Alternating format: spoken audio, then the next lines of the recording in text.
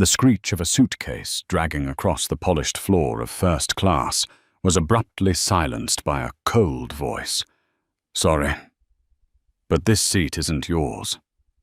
The air froze. Among rows of gleaming Italian leather seats, Christopher Hale stopped short, his gaze locked on the blonde woman, neatly settled in seat 2A. His seat. The crumpled boarding pass in his hand displayed the number clearly. Yet Madeline Crawford, her phone glowing with images of million-dollar mansions, never looked up. Only a syrupy voice, dripping with contempt, floated out.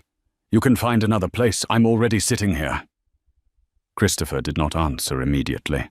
3 exhausting days of back-to-back meetings in New York weighed on his shoulders, yet deep in his dark eyes a spark still burned.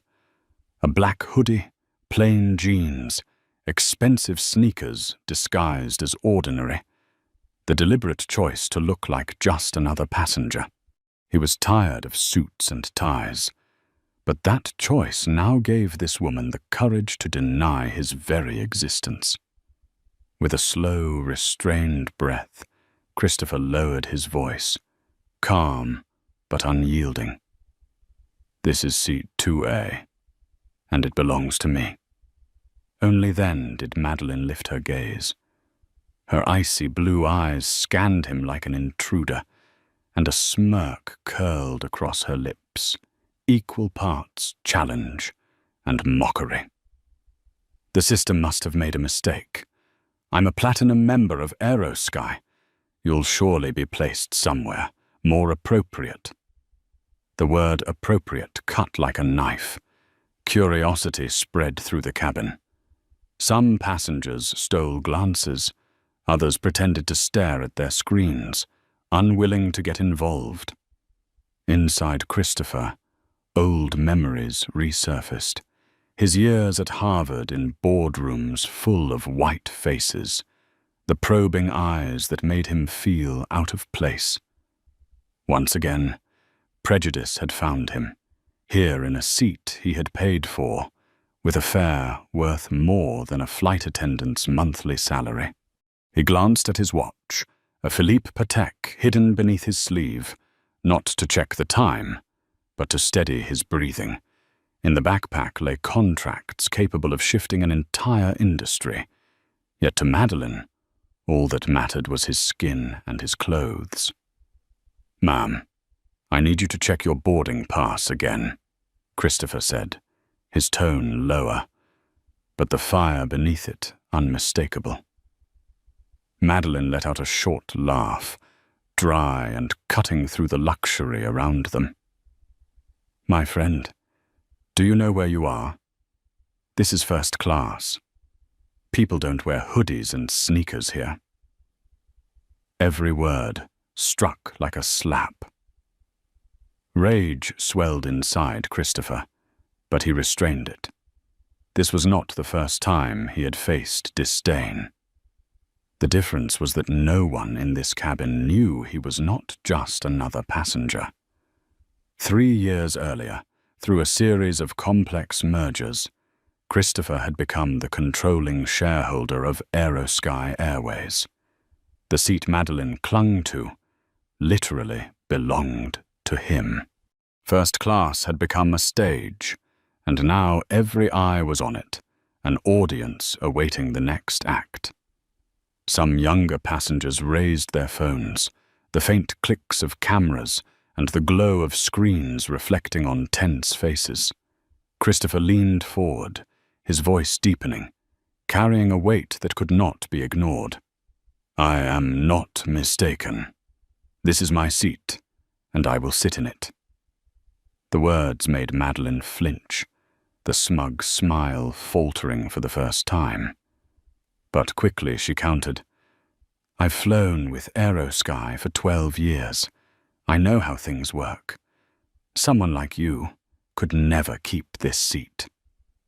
A ripple of whispers spread across the cabin, small waves rolling through the silence. What began as a dispute over a seat was now a spectacle, exposing prejudice and power. In that instant, Christopher knew this flight would not be ordinary. This would be a storm. He was no longer the weary man searching for a place to sit. He was about to become the center of a costly lesson for anyone who thought power was tied only to a luxury ticket and pale skin. And in the murmurs of first class, he allowed himself a cold smile. "Mrs. Crawford, you've just chosen the wrong man to challenge." The sound of high heels tapped against the thick carpet, followed by a voice polished to perfection. "What seems to be the issue here?" All eyes turned to the woman in a neatly tailored navy uniform. Lena Park, the chief flight attendant, just past 20 to 9, stepped forward with a practiced smile, though in the corners of her eyes, Christopher saw impatience and doubt. Madeline immediately straightened, her voice loud and theatrical, as if she had been waiting for this moment. "Thank you for coming. I am a Platinum member. I have been sitting here from the start, but this passenger insists that seat 2A is his." The words, "this passenger," spread like a stain, dripping with disdain. Lena turned to Christopher, her smile softening. "Sir, may I see your boarding pass, please?" Christopher calmly handed over the crumpled ticket. Lena glanced down, the number 2A printed clearly. She hesitated, then lifted her gaze with a flicker of unease. The pause was enough for whispers to ripple through first class, for a few phones to rise higher, camera flashes quietly flickering. "Yes, this is indeed your seat, Mr. Hale." She stopped, drew a quick breath, then added, "However, Mrs. Crawford is one of our long-standing loyal customers. We can arrange another seat for you, perhaps 3C. It is very spacious and comfortable." The words carried the weight of a forced concession. In Christopher's ears, a dull roar surged like a storm. He had sat through enough negotiations with major corporations to recognize the so-called safe solution, sacrificing the one seen as weaker to appease the one assumed to hold power. He did not erupt with anger. Instead, a deep weariness seeped into his nerves, the exhaustion of constantly being asked to prove he was worthy of what was already his. "Park," he said slowly, each word falling heavy into the air. "Are you suggesting that I give up the seat I paid for, simply to satisfy another passenger's request?" Lena blinked, her professional smile tightening on her lips. Madeline cut in sharply. "Exactly. You see, even the flight attendant understands. A Platinum member like me deserves comfort. You are just a passerby." The words "a passerby" fell like shards of ice. Behind them, a few passengers shifted uneasily. A middle-aged man shook his head. An elderly couple exchanged a knowing glance, their eyes reflecting memories of having lived through this themselves. In the third row, a woman with dark hair and a press badge quietly raised her phone, beginning to record. Christopher drew a steady breath. His heartbeat thundered in his chest, yet his voice was calm, still as a lake. "I appreciate the effort to keep the peace, but fairness cannot be sacrificed for convenience. I will sit in the seat that is mine." First class trembled. The answer, short and firm, shattered the habit of silence so many had grown accustomed to. Madeline laughed shrilly, her tone straining to cover her unease. "How absurd. You think this seat is yours just because of a printed slip of paper. This is first class. This is our world." Christopher lifted his eyes, meeting the stares of those watching him. Some carried encouragement, some curiosity, others silent anticipation. Would he back down like so many before him, or would he stand his ground? He leaned slightly toward Madeline, his voice low and cold. "Mrs. Crawford, you are right. This is the world of power. But you have forgotten one thing. True power does not lie in a platinum card." Madeline faltered, confusion flickering in her blue eyes. Lena swallowed, caught off guard before she could respond. Christopher sat upright, steady as a volcano building pressure. In his mind he knew it was not yet time to reveal the truth, but that moment was drawing near, very near. The tension hung like a blade suspended in the air. No one pretended to read a newspaper or sip wine anymore. The cabin had fallen silent, broken only by the steady hum of the engines outside. Madeline clutched her Louis Vuitton bag tighter, her voice regaining its haughty edge. "If you refuse to move, I will call the captain. Then we shall see who is right and who is wrong." Christopher tilted his head, a faint smile touching his lips. "An excellent idea. I would also like to speak with the person who has the true authority to decide." The reply, soft as breath, marked the beginning of a storm that would tear away every mask in Aerosky's first-class cabin. The cockpit door swung open, the faint creak of its hinges enough to draw every breath to a halt. Captain Miguel Alvarez appeared, a man in his early 50s with salt and pepper hair and a face weathered by 30 years of transcontinental flights. Each step he took struck the thick carpet like the steady beat of authority. Madeline shot to her feet, as if stepping into a role she had rehearsed her entire life. Her voice rose, dramatic and trembling with false indignation. "Thank God you're here. I am a platinum member. There has been some mistake. This man is sitting in the wrong seat, and I am being harassed." The word harassed dropped into the cabin like a small bomb. A few passengers gasped. Others shook their heads, recognizing the familiar trick, turning oneself into a victim to seize the upper hand. Christopher remained seated, his back straight, his eyes locked on the captain. He didn't need to speak, for his silence alone was a mirror reflecting the cracks in Madeline's performance. Miguel gave her a small nod, then turned to Christopher. His voice was deep, carrying the weight of command. "Sir, may I see your ticket?" Christopher handed him the boarding pass. One quick glance confirmed it. Seat 2A. The truth was plain. But then Miguel's eyes shifted toward Madeline, to the gleam of the platinum card in her hand, and in that instant, Christopher recognized something all too familiar. Authority, choosing the easy path. "Yes, I see this is your seat," Miguel said slowly, striving for neutrality. "However, Mrs. Crawford is a long-standing, loyal customer. Very important to the airline. We can move you to another seat. It is also first class, equally comfortable." The cabin fell silent, not a breath out of place. The suggestion was a replay of countless moments. Travelers of color had endured, legitimate rights brushed aside to preserve the comfort of someone deemed more valuable.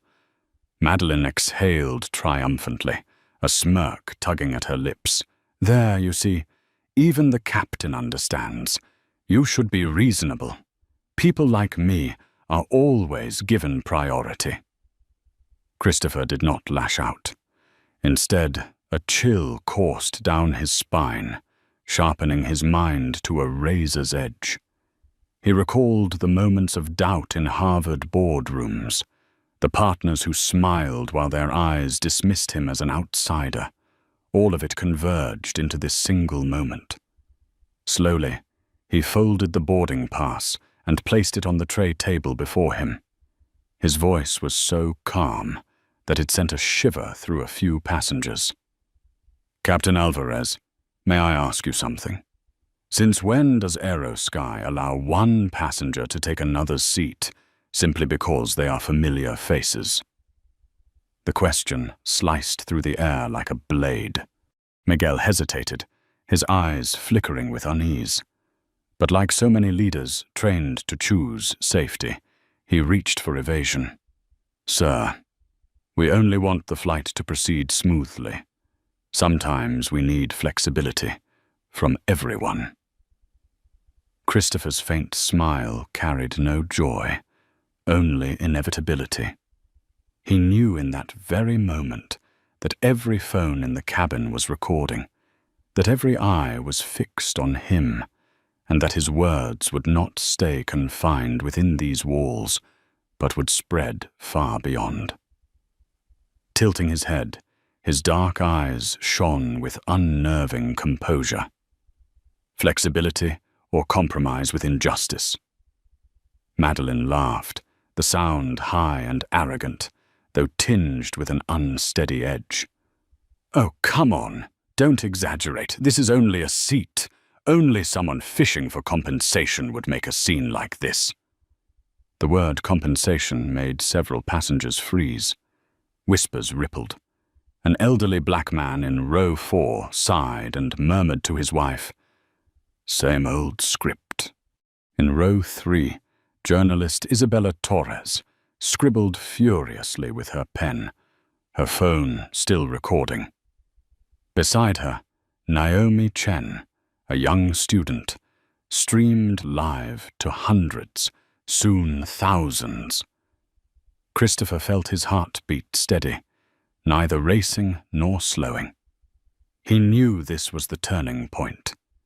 He could retreat, letting injustice continue as it had so many times before, or he could stand firm and let the world witness.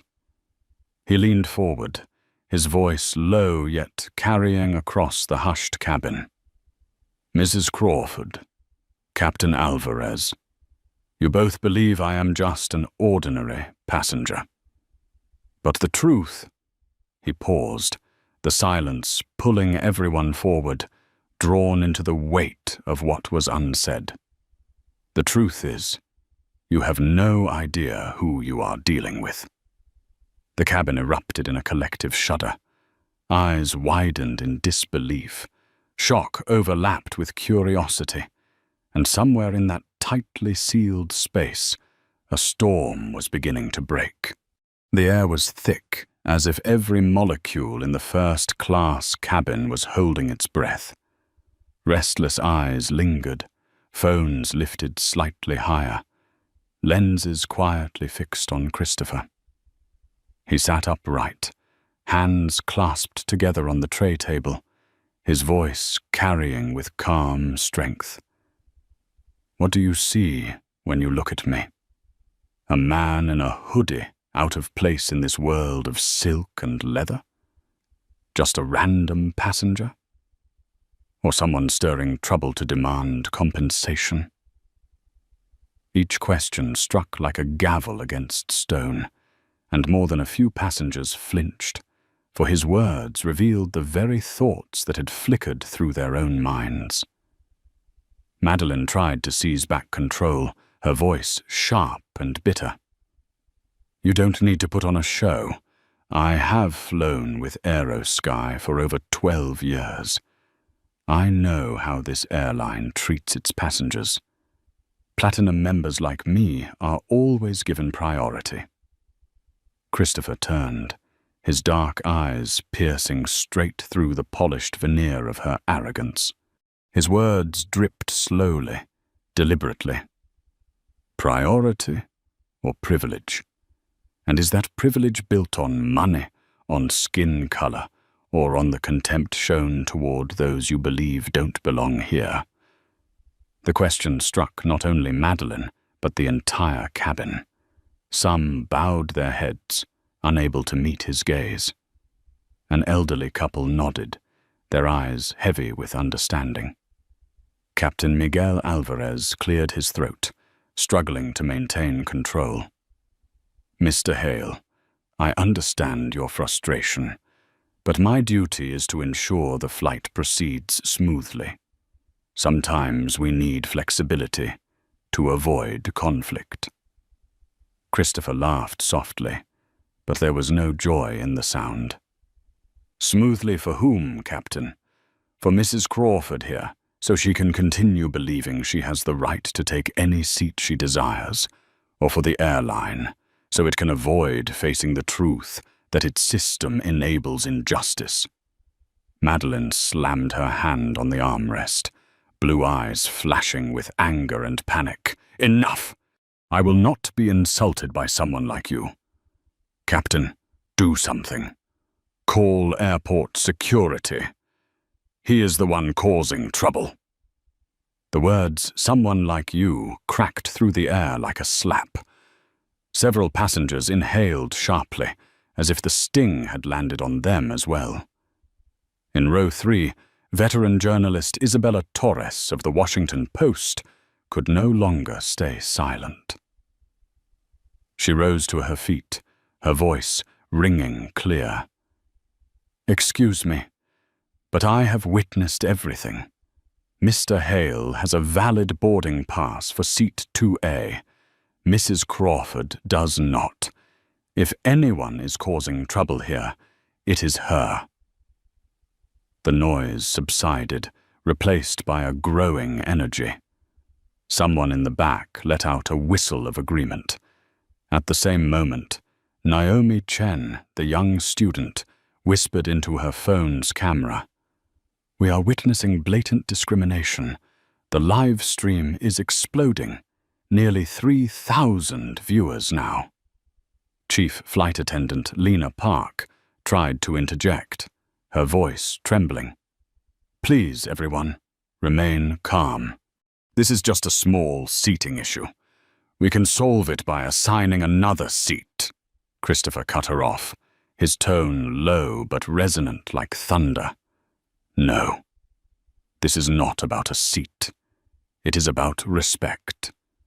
If I quietly move today, then tomorrow someone else will be treated the same way, and the cycle will never end." Silence fell. The entire cabin pulled into the gravity of his words. Christopher lowered his voice, yet each word carved itself deep into the minds of those listening. "Mrs. Crawford, Captain Alvarez, Miss Park, you do not know the truth, because I have never spoken it aloud. But today, I will." He pulled his phone from his pocket, the screen lighting up with the logo of Hale Dynamics. A few passengers recognized it instantly, the aerospace technology company that had transformed the industry over the last 3 years. Christopher lifted his gaze, his voice sharp and final.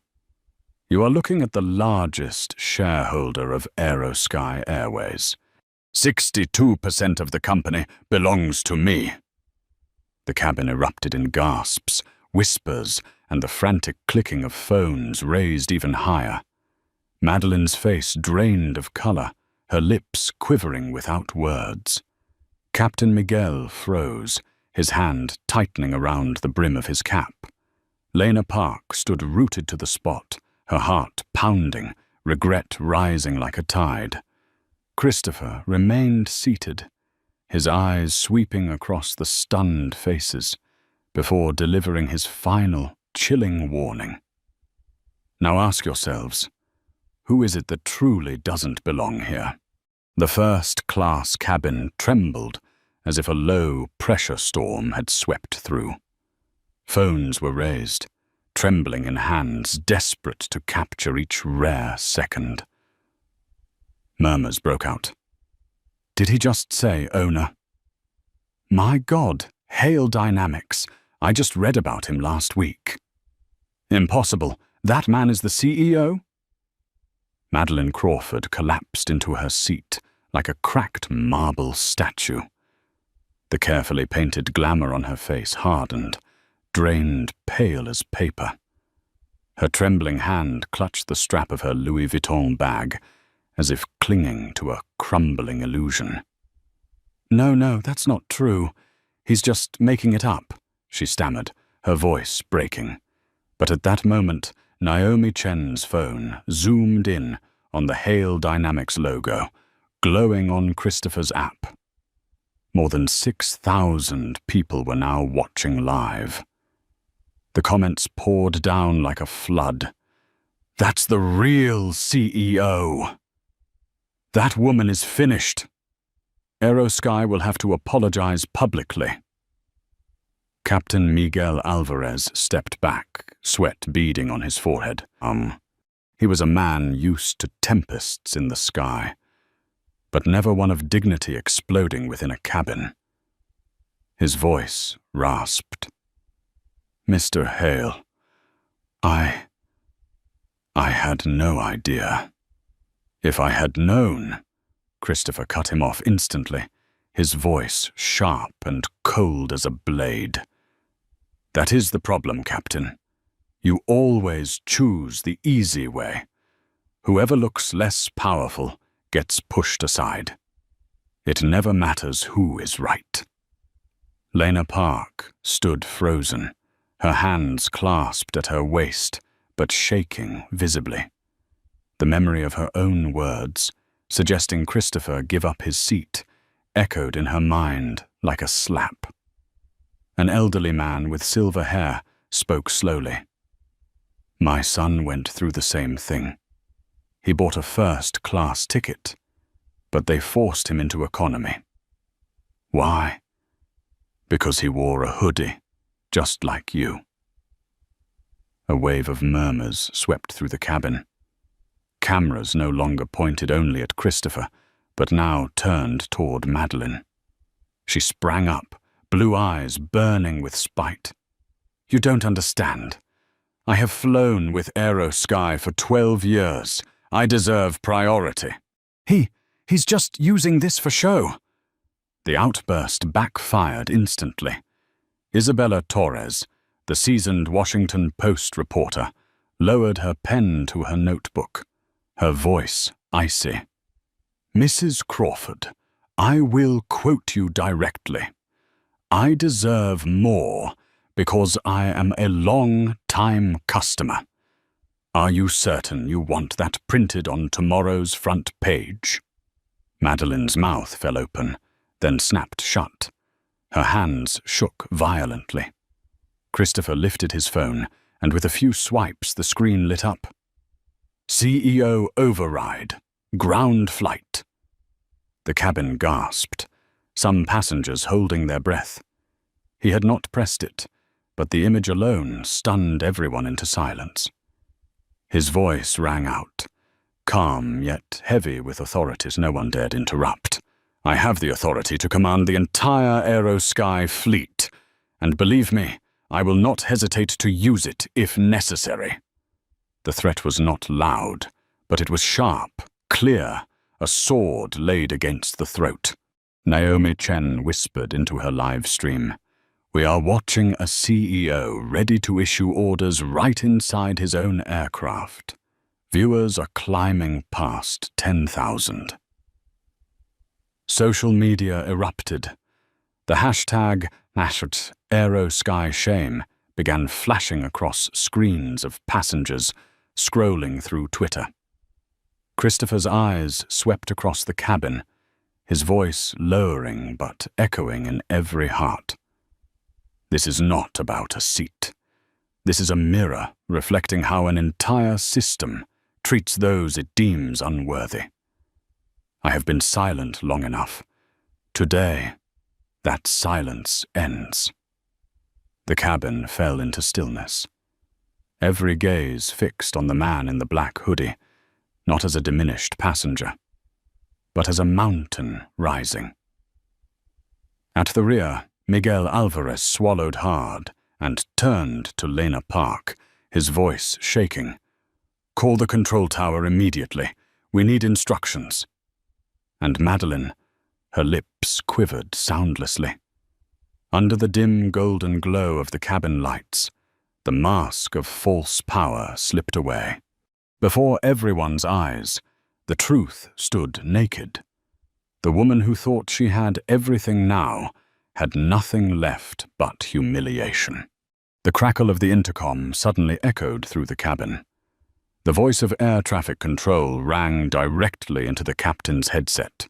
"Flight 2292, we have received a CEO override. Confirm immediate return to the gate." First class erupted in shock. Some passengers gaped. Others raised their phones at once to capture the moment. Captain Miguel Alvarez froze, eyes wide with disbelief. In all his years, he had never received such an order, and especially not from the man sitting among the passengers. Madeline Crawford leapt up, her voice shrill and breaking. "No! This is abuse of power! You cannot do this just because of a seat." But no one was listening to her anymore. The chaos had shifted, and all eyes now fixed on Christopher Hale. He remained composed, calmly swiping across his phone to confirm the command. Seconds later, the overhead announcement filled the cabin. "Ladies and gentlemen, this flight will be returning to the gate due to a technical issue. Please fasten your seat belts." A technical issue, a feeble lie. Everyone in first class knew the truth was sitting right in front of them. Miguel Alvarez slowly removed his captain's cap, his hand trembling. His voice faltered as he faced Christopher. "Mr. Hale, I meant no disrespect. I only wanted to keep the flight calm." Christopher cut him off, not harshly, but with sharp finality. "You chose convenience over justice, and a captain who leads through convenience is a greater danger than any storm outside." Miguel's face fell, the weight of decades in the cockpit suddenly heavy as he realized his authority had been stripped bare before every passenger. Lena Park, the chief attendant, whispered as though clinging to her last defense. I was only following habit. I didn't think." Christopher's gaze met hers, not angry but piercing. "You did think. You thought I was the one with less power. And you chose the fastest solution, to push me aside. That is how injustice survives." Lena lowered her head, lips pressed tight. For the first time in her career, her polished shoes felt heavy as stone. Meanwhile, Naomi Chen whispered into her live stream, "Viewers have passed 20,000. We are watching a CEO order his own aircraft to return, right in front of the person who discriminated against him." The comments poured down like a flood. "This is justice in real time. This airline will have to change. I'm crying seeing him refuse to stay silent." Madeline cried out one last time, her voice cracking apart. "I didn't know who you were. I didn't mean to insult the CEO. I only—" Christopher lifted his head, his voice steady but cold as steel.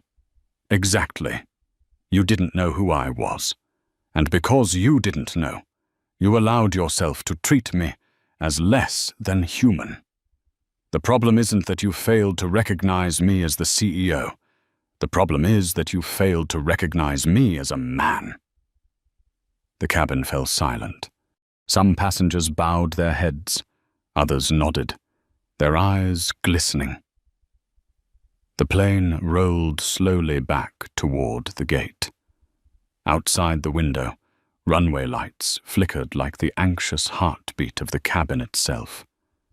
Christopher rose, straightening his hoodie, and spoke loud enough for all to hear.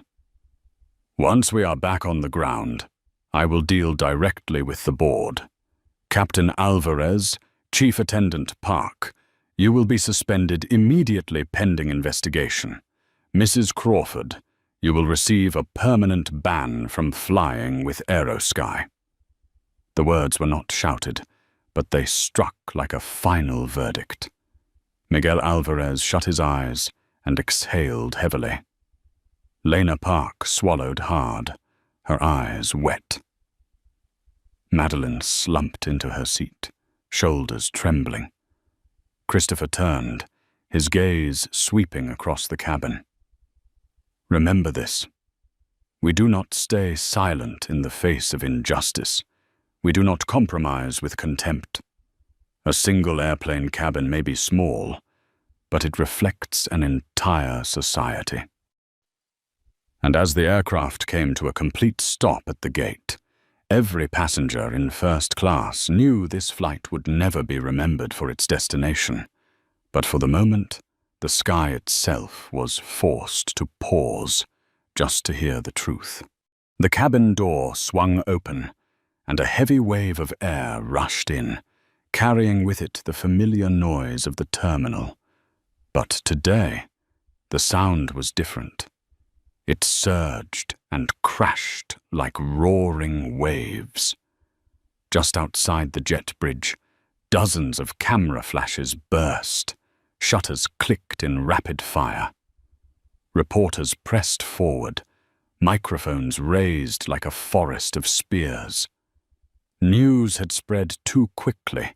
Within 30 minutes, the events of Flight 2290 had become the epicenter of global attention. Christopher Hale stepped out in a simple black hoodie, his face calm, but with each step the shouts and the clicking of cameras rose again. "Mr. Hale, is it true you ordered the plane to turn back? Was it because that passenger discriminated against you? How will you deal with Aerosky after this incident?"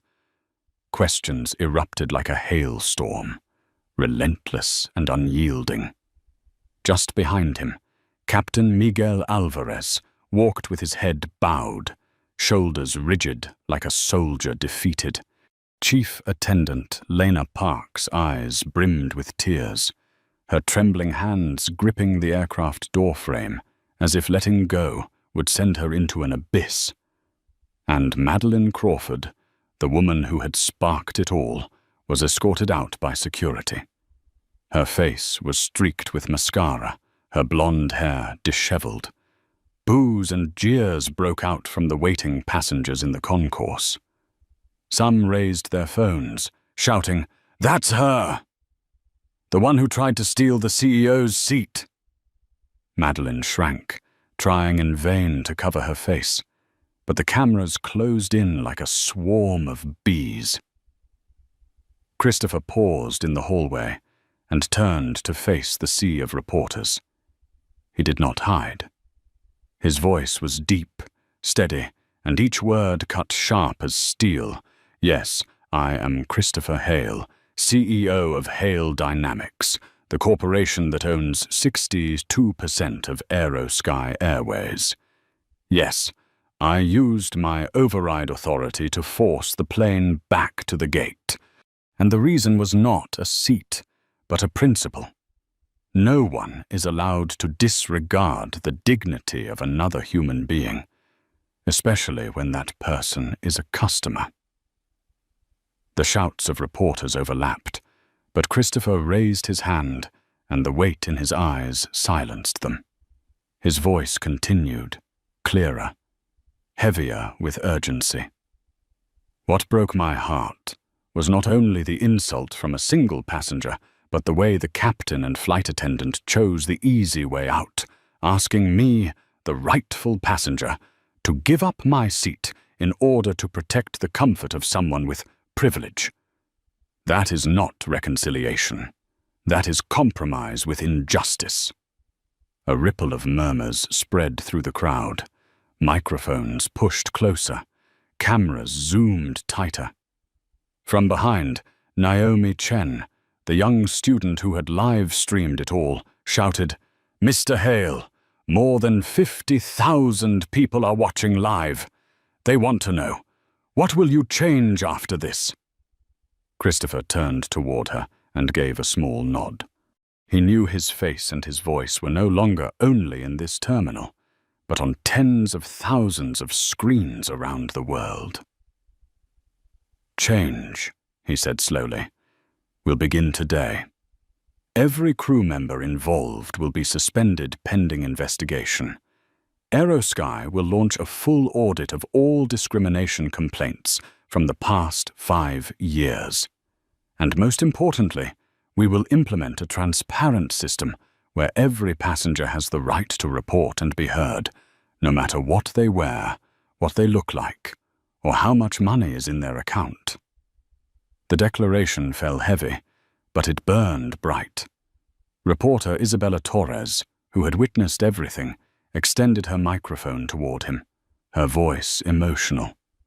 "Mr. Hale, do you believe this action could change the entire airline industry?" Christopher looked straight into the cameras, a faint smile flickering across his face, proud but weary. "If one of us dares to say enough, then everything can change. Today I just happen to be that person." Cheers erupted from the gathered passengers. Some clapped, others shouted his name. The image of a man in a plain hoodie, yet with the power to shake an airline to its core, spread far beyond the terminal, far beyond borders. And as Christopher walked through the forest of reporters, everyone knew.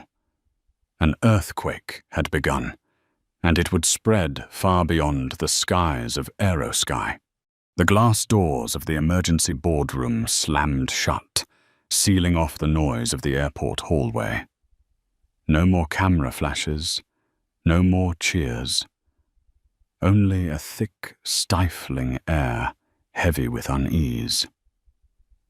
Around the polished long table, the faces of Aerosky Airways' executives had turned to stone.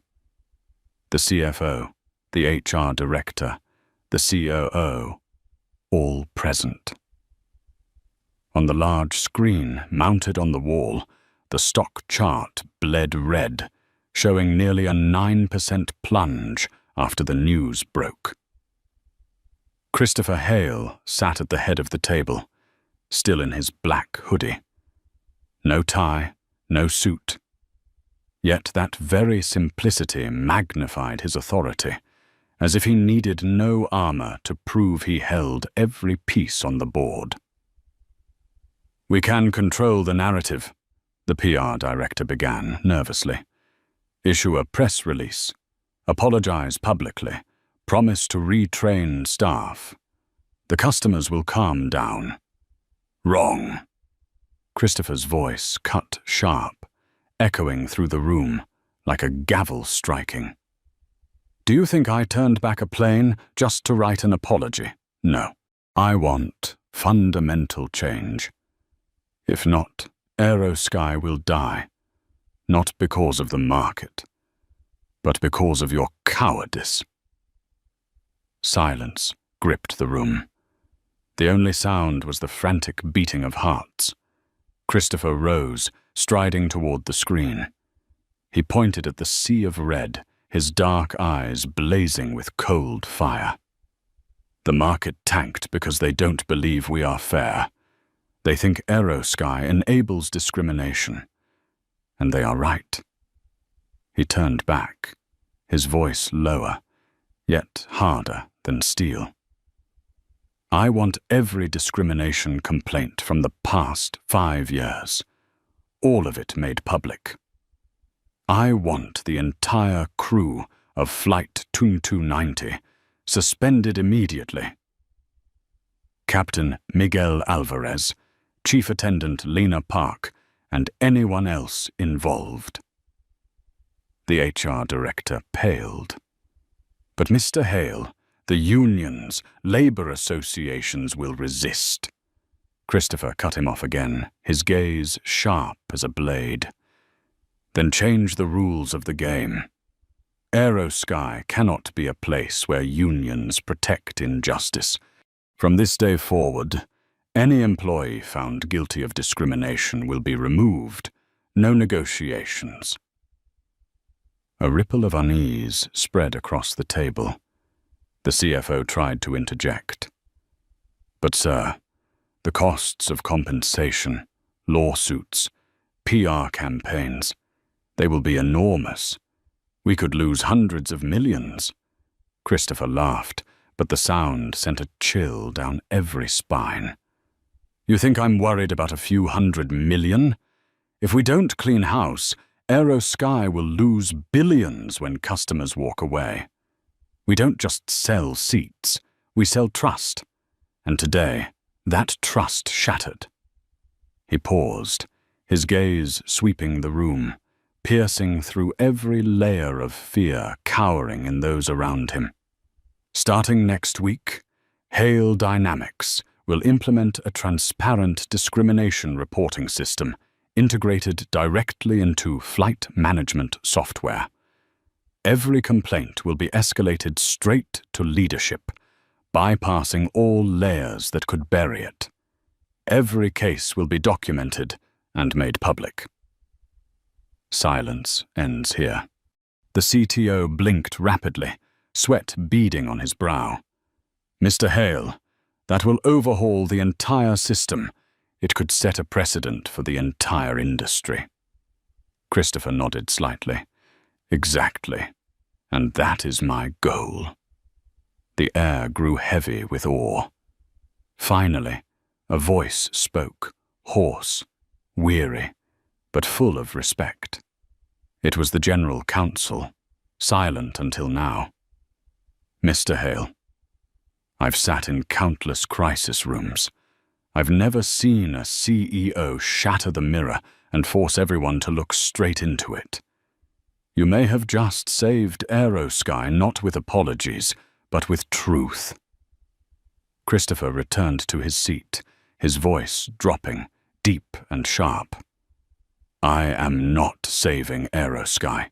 I am giving it one last chance to save itself. The boardroom lights cast down across his face, turning the simple hoodie into the robe of a judge. And in that moment, they all understood. The balance of power had shifted. The news exploded overnight. What began as brief airport bulletins had now spread across the globe, and everyone knew the name Christopher Hale. On CNN, a banner scrolled across the screen. CEO Hale Dynamics grounds his own aircraft to fight discrimination.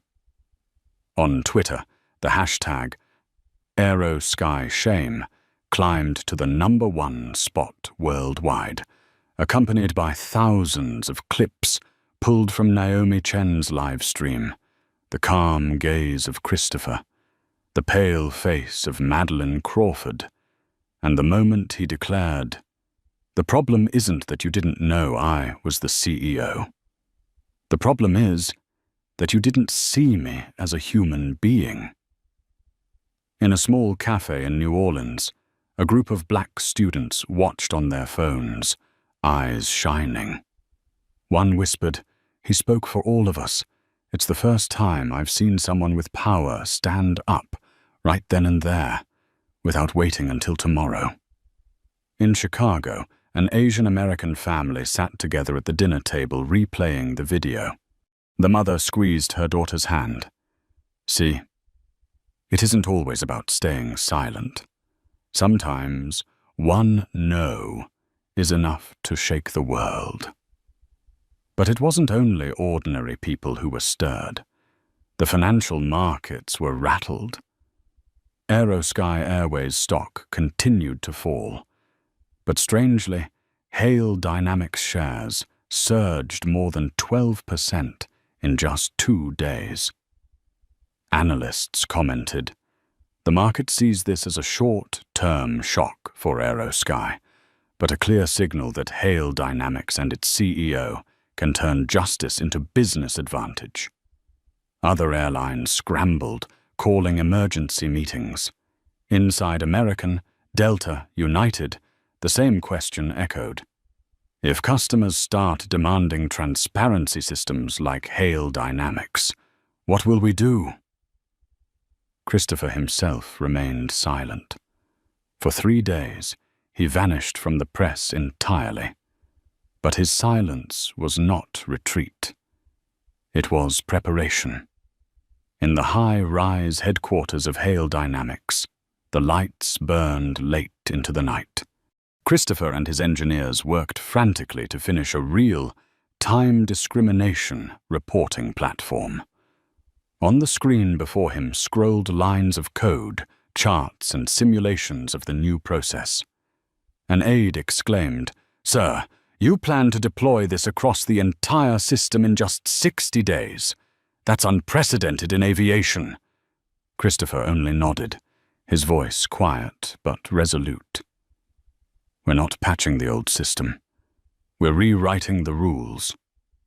Meanwhile, Madeleine Crawford became the target of public outrage. Tabloids plastered her photo with mocking headlines, from platinum member to persona non grata. Every step she took was captured. Every excuse she offered was thrown back at her. No one saw a VIP anymore, only a symbol of arrogance laid bare. On the 4th day after the incident, Christopher reappeared, this time in a packed hall filled with reporters, Aerosky employees, and civil rights advocates. The hoodie was still on his back, but under the lights it had become the uniform of a leader who needed no ceremony. "We have let acts of discrimination survive too long simply because they hid behind labels like loyal customer, keeping the peace, or politeness. But from now on, every passenger of Aerosky, whether in a suit or a hoodie, will share one thing in common: respect." Applause thundered, long and unbroken. Many stood, cheering as if at a campaign rally. That night, in his quiet apartment, Christopher stood alone at the window, gazing out over the glowing city. The noise outside faded, leaving only the sound of his heartbeat. He knew he had crossed a line. From a tech CEO, he had become the unintended symbol of a movement. And from this moment on, every step, every decision would no longer belong solely to him. It would belong to millions who placed their hopes upon him. Christopher smiled faintly and whispered to himself, "Very well. If they need a flag to rally behind, I'll plant it in the sky." The story of Flight 2290 was no longer just an airline incident. It had become a global wave.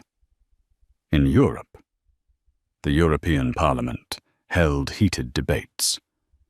Will our airlines dare to be as transparent as Aerosky? In Africa, a Nairobi news channel broadcast the clip of Christopher Hale confronting Madeleine, the anchor's voice clear and steady. This man was not only defending his seat, he was defending the right to dignity for all of us. In Tokyo, a massive billboard lit up with the words, "Dignity is not optional, Christopher Hale." The technology of Hail Dynamics became the center of attention. Within just 6 weeks, its discrimination reporting system had been piloted across 12 airlines. The first reports confirmed what everyone had long suspected, but no one had dared to expose. Hundreds of cases ignored every single day. The pressure of media, politics, and shareholders forced airlines to bow. A rival CEO admitted bitterly in an interview, "We have no choice. If we don't follow this new standard, we lose customers.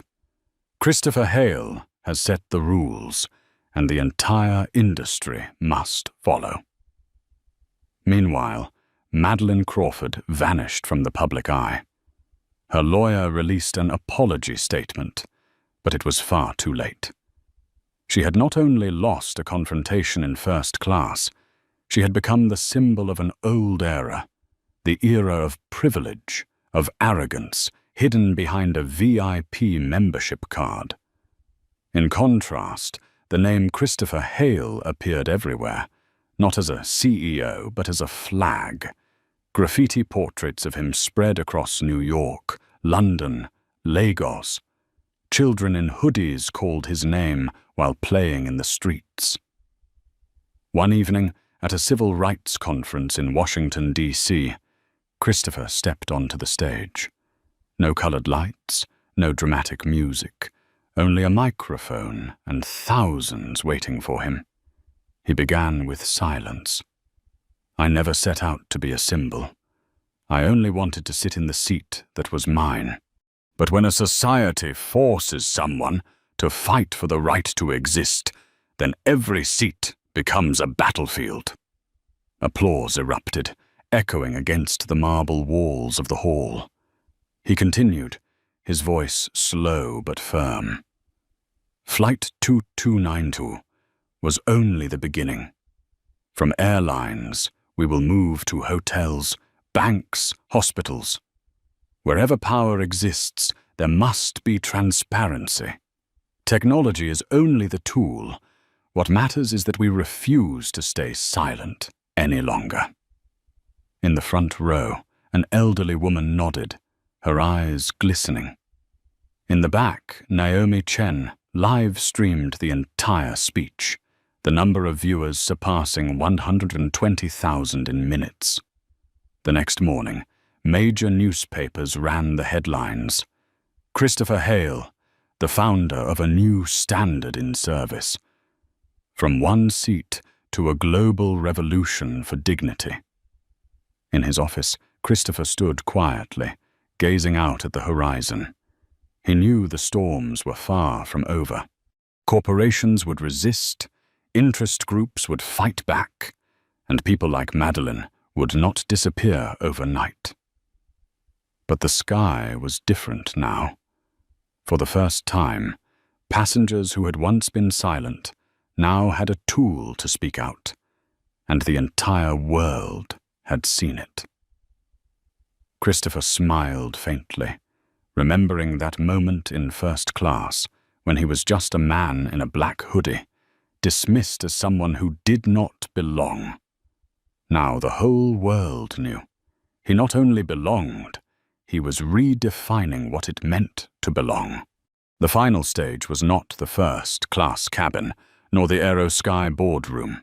It was the world outside, where millions of ordinary people listened to the story of Flight 2290 and whispered to themselves, if he could stand up, so can I.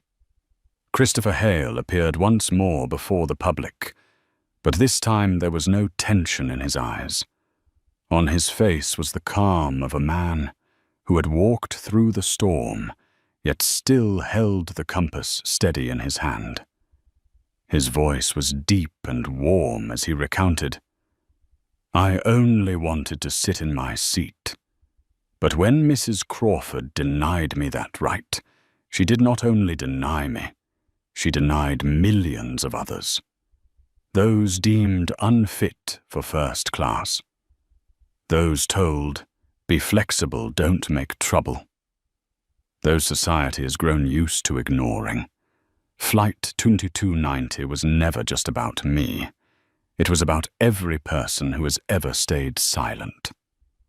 He paused, letting the silence fall, heavy yet sacred. Then he continued, each word as sharp and lasting as if carved in stone. We have allowed silence to last far too long. But that day in first class, I realized silence itself is complicity. I could not stay silent another minute. The hall shook with emotion. Some wiped tears, others clasped hands tightly, and many rose to their feet, chanting his name. Yet Christopher only smiled gently, raising his hand to quiet the crowd. My friends, he said, his voice thick with feeling. I held power because I was the largest shareholder of Aerosky. But you do not need to be a CEO to say, enough. True power begins with each person who dares to speak up for themselves and for others. A young girl, no more than 10, raised her hand from the audience. Her voice trembled, but rang pure. If one day I'm treated unfairly, can I say no like you did? The hall held its breath. Christopher stepped down, crouching to meet her eyes, and answered, You not only can, you must. Because if you stay silent, then those who come after you will face the same. You are the change. The atmosphere erupted. Applause thundered like a storm. Cameras captured the moment. A CEO in a simple hoodie, kneeling to the level of a child, passing the torch to the next generation. And so the circle closed. From a stolen seat, to a seat reclaimed, to millions of seats belonging to everyone. No one would ever again have to prove their worth by skin color, suit, or membership card. Christopher Hale had torn apart the veil of silence. But he did not end the story. He had only written its first chapter.